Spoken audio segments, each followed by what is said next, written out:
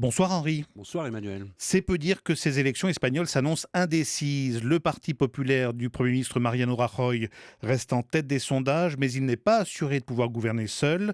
Quant au Parti socialiste, il est étalonné par des nouvelles formations qui lui disputent la deuxième place. Et cette élection pourrait bien marquer la fin de l'hégémonie des deux grands partis qui se sont succédés au pouvoir depuis le retour à la démocratie en 79. Oui Emmanuel, il faut comme toujours être extrêmement prudent avec les sondages. Il y a pourtant 3 chiffres qu'on peut d'ores et déjà considérer comme fiables et qui sont un bon indicateur de ce qui est sans doute en train de se passer en Espagne. Le premier, c'est celui de la participation prévisible qui atteindrait un taux record de 80%, ce qui prouve l'intérêt manifeste des Espagnols pour ce scrutin dont ils attendent beaucoup. Le second indicateur, c'est le nombre très important d'indécis, 40%, qui montre que les jeux sont loin d'être faits et que tout peut encore basculer. Le troisième chiffre, c'est peut-être le plus révélateur.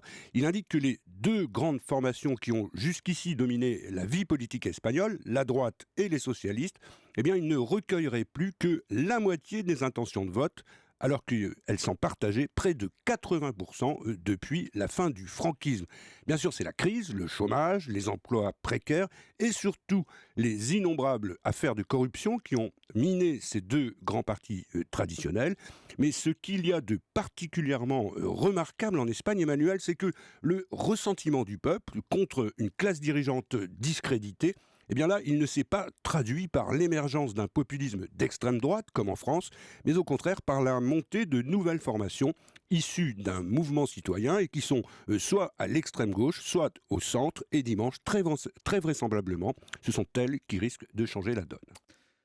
Alors parlez-nous de ces deux formations qui font de l'ombre au grand parti et comment on peut expliquer qu'elles connaissent un tel succès. Bien, la première, c'est Podemos, le parti anti-austérité, avec à sa tête Pablo Iglesias, l'homme à la queue de cheval qui rêve de faire de son parti une sorte de Syriza et de devenir le Tsipras espagnol. Après une phase d'essoufflement qui l'a conduit à mettre un peu d'eau dans son vin et aussi une sourdine assez critique, notamment contre l'Europe et l'euro, il semble être revenu en phase et risque de coûter cher au Parti socialiste. La seconde révélation, c'est Ciudadanos, le parti du centre de l'avocat Albert Rivera, qui, du haut de ses 36 ans, prône un libéralisme de choc, mais dans la modération et dans le dialogue. Et puisqu'il est crédité de près de 20% des suffrages, il risque de priver la droite d'une majorité absolue. Mais ce qui caractérise au fond le mieux ces deux formations, c'est qu'elles sont non seulement parvenues à canaliser la colère des Espagnols, mais aussi à apparaître comme capables de gouverner malgré leur inexpérience. On l'a déjà vu à Madrid ou à Barcelone pour les municipales gagnées par Podemos, et ça, c'est quand même un tour de force. Alors si leur percée se confirmait dimanche, Henri, est-ce que ça donnerait lieu à des grandes manœuvres en vue d'une future coalition? Alors là, tout dépend de l'avance qu'aura le premier parti, en l'occurrence le Parti conservateur, mais en effet, ça risque de tanguer. Il y a plusieurs scénarios possibles qui peuvent déboucher sur une alliance, par exemple, entre la droite et les centristes de Ciudadanos, même s'il s'agit d'un soutien sans participation. On peut aussi imaginer un rapprochement de toute la gauche avec les centristes pour chasser les sortants, un peu, vous savez, comme au Portugal.